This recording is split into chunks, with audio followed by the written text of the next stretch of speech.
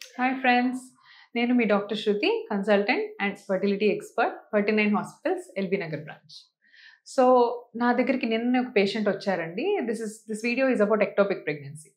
So వాళ్ళు ఏంటంటే మేము కన్సీవ్ అయ్యాము అని చెప్పేసి వచ్చారనమాట. So we are all very. Happy treatment ద్వారా కన్సీవ్ అయ్యారు, అంతా బాగానే జరిగింది. బీటా హెచ్సిజీ లెవెల్స్ అంటే ప్రెగ్నెన్సీ ఎంత స్ట్రాంగ్గా ఉంది అని కనుక్కోవడానికి ఆ టెస్ట్ చేస్తారన్నమాట, బ్లడ్ టెస్ట్. సో దాంట్లో మంచి రిజల్ట్ వచ్చింది. సో నెక్స్ట్ వీక్ రొటీన్గా స్కాన్కి రమ్మని చెప్పాము ఆ కపుల్ని.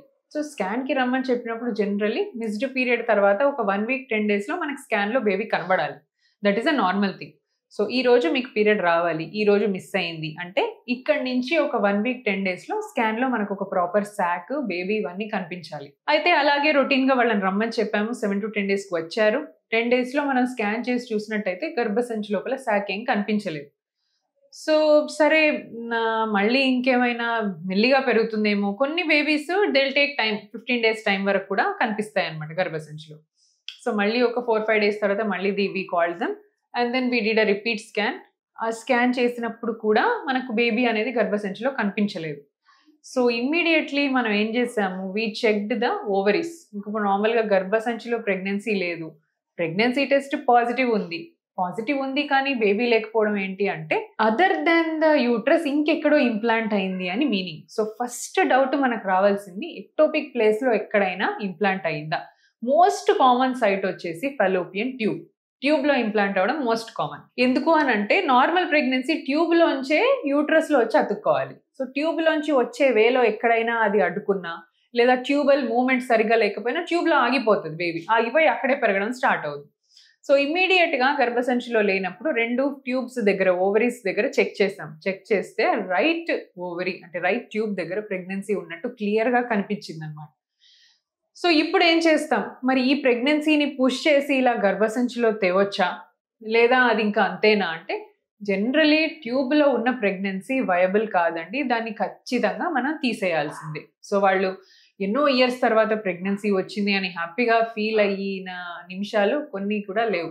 సో వెంటనే అది ఎక్టోపిక్ అని తెలిసింది అండ్ ఎక్టోపిక్లో కూడా బేబీ క్లియర్గా కనిపించింది. సో పేషెంట్కి ఆన్ అండ్ ఆఫ్ స్పాటింగ్ అవ్వడము, లోవర్ అబ్డామిన్లో పెయిన్ రావటము complaints చెప్పేదన్నమాట.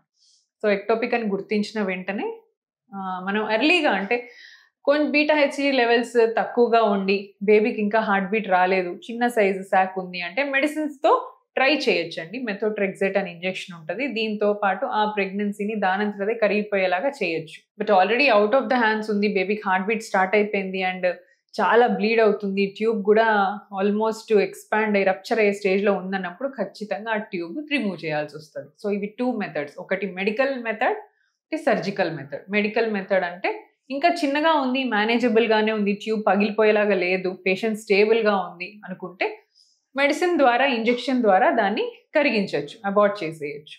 But already out of hands, this lot of bleeding going on, patient is very unstable అంటే ఖచ్చితంగా ట్యూబ్ తీసేయాల్సింది ప్రెగ్నెన్సీతో పాటు. సో ట్యూబ్లోంచి ప్రెగ్నెన్సీని సపరేట్గా తీయరాదన్నమాట, అది బాగా అతుక్కుపోయి ఉంటుంది ట్యూబ్కి. సో మొత్తానికి ట్యూబ్ రిమూవ్ చేయాలి. సో అలా అయ్యేసరికి we had to remove the tube తీయాల్సి వచ్చింది.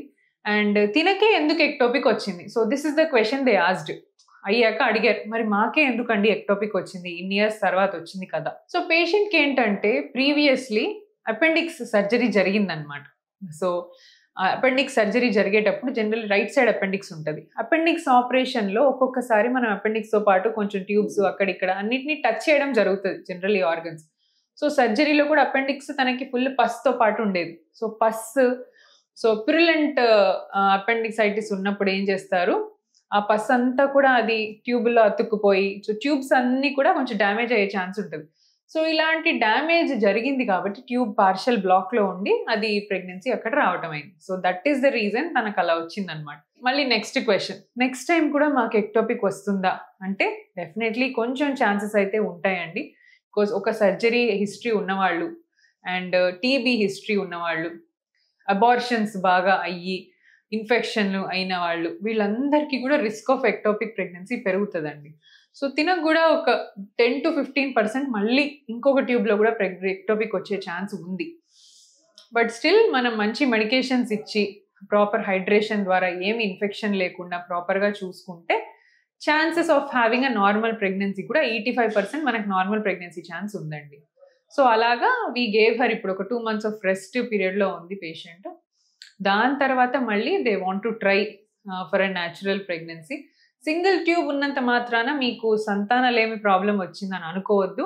ఇట్ ఈస్ నాట్ దట్ మీరు ఇంకా ట్రీట్మెంట్స్ తీసుకోవాలి, మీకు న్యాచురల్ ప్రెగ్నెన్సీ రాదని లేదు. ఖచ్చితంగా ఒక ట్యూబ్ బాగుంది లేని మనం చూసుకోవాలి. ఇంకొక ట్యూబ్కి ఇన్ఫెక్షన్ లేకుండా ప్రాపర్ యాంటీబయాటిక్ కోర్స్ పెట్టుకొని అప్పుడు మీరు ప్రెగ్నెన్సీకి ప్లాన్ చేసుకోవచ్చు. సో సింగిల్ ట్యూబ్ ఉన్నా కూడా న్యాచురల్ ప్రెగ్నెన్సీ పాసిబుల్, ఐయుఐ కూడా possible. And one more best thing is, ఇలా మళ్ళీ ట్యూబ్లో మనకు రాకుండా ఉండాలంటే ఐవీఎఫ్ ప్రెగ్నెన్సీలో ఏం చేస్తాము, మనము బేబీని వెజైనా నుంచి ఇంజెక్ట్ చేస్తాం గర్భసంచిలోకి. అదే న్యాచురల్ ప్రెగ్నెన్సీ ట్యూబ్లో తయారై ట్యూబ్లోంచి రావాలి. సో ఐవీఎఫ్ కింద నుంచి వేస్తాం కాబట్టి మీకు రిస్క్ ఆఫ్ ఎక్టోపిక్ తగ్గిపోతుంది ఫస్ట్ థింగ్. సో ఇలా బ్లాస్టోసిస్ట్ ట్రాన్స్ఫర్ చేయటం వల్ల ఐవీఎఫ్లో కొంచెం ఎక్టోపిక్ రిస్క్ అనేది తగ్గింది అని మనం చూసామన్నమాట. సో ఇలా ఆప్షన్స్ ఇవ్వడం జరిగింది తనకి. So right now after 2 months she'll come back. So I hope ఇలా ఎక్టోపిక్ ప్రెగ్నెన్సీ వల్ల మళ్ళీ తనకి సెకండ్ ఎక్టోపిక్ రాకుండా ఉండాలని. సో ఎక్టోపిక్ వచ్చినంత మాత్రాన భయపడడానికి ఏం లేదు. రిస్క్ ఫ్యాక్టర్స్ ఏమున్నాయి, మీరు ఎంత తొందరగా దాన్ని డయాగ్నోస్ చేశారు, అది ఇంపార్టెంట్ అనమాట.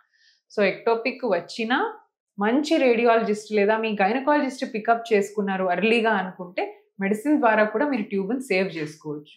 So this is about ectopic pregnancy. Thank you.